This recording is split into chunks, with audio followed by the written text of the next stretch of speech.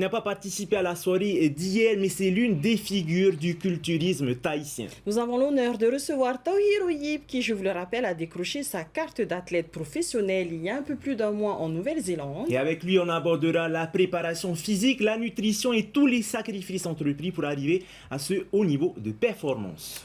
Alors, Tauhiro, on a compris dans ce reportage que l'alimentation est un facteur clé. Comment on apprend à le maîtriser?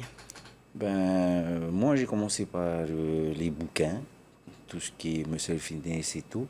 Et après, quand Internet est arrivé, tu te renseignes sur Internet et après, tu fais tes recherches comme ça. Et tu te tâtes au fur et à mesure. J'avais pas de coach à cette époque-là quand j'ai commencé et j'ai commencé comme ça. En recherchant par mes soins.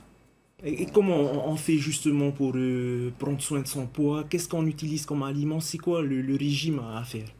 Ça dépend. Il y a un régime pour la prise de masse et un régime pour perdre du poids. Hein. La sèche, on va dire, entre guillemets. Hein.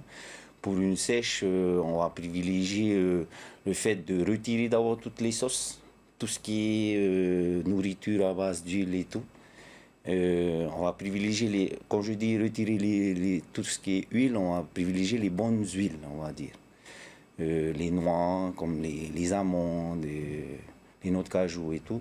Ça va t'apporter de l'huile, mais de la bonne huile. Ensuite, au niveau des protéines, on va privilégier des protéines à base du blanc de poulet, on va dire. Vraiment, il n'y a pas de gras. Du blanc de poulet. Ici, on est entouré de mer, du poisson. Ouais. Et de temps en temps, de la viande rouge.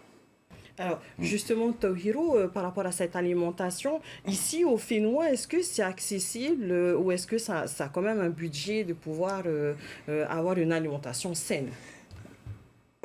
Au Fénois, c'est un peu dur parce que tout a augmenté. Alors qu'auparavant, on va dire que le poisson, c'était... Ça coûtait pas trop cher. Donc moi, je privilégiais plus l'alimentation au niveau du poisson. Là, des fois, tu te rends compte que le blanc de poulet est moins cher que le poisson, avec l'augmentation de tout ce qu'il y a à côté, quoi. Du coup, pour une bonne préparation, c'est un peu dur ici. Alors on va rebondir sur ta préparation physique. Aujourd'hui, tu as combien d'heures d'entraînement par semaine à peu près? Par semaine, j'ai à peu près 12 heures d'entraînement. C'est-à-dire 2 heures, voire 2 heures et demie par jour. Et c'est pas trop difficile de concilier la vie professionnelle et le sport et les entraînements en même temps? Justement, quand j'étais amateur, c'était un peu difficile.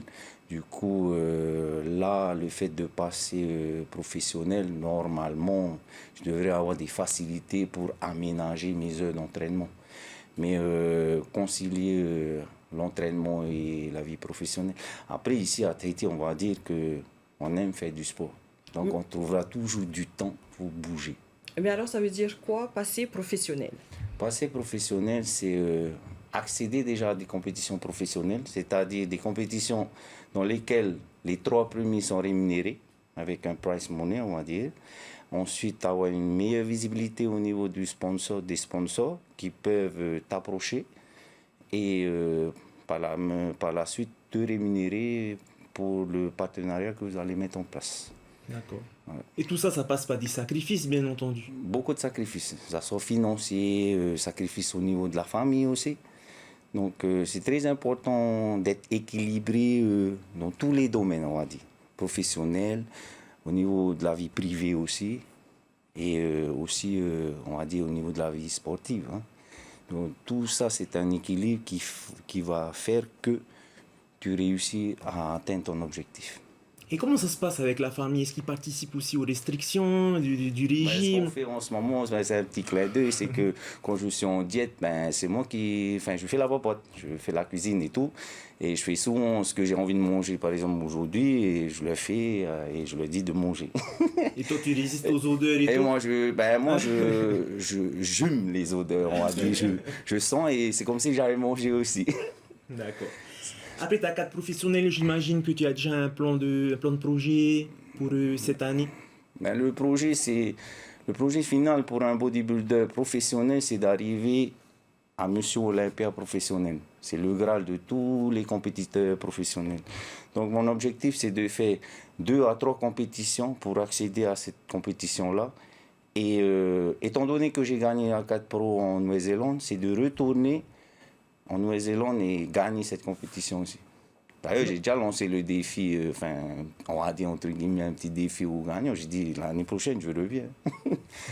Bon. Merci encore Tohiro, on arrive au thème de cette interview. Merci encore de nous avoir fait l'honneur d'être ici sur ce plateau. Maruru.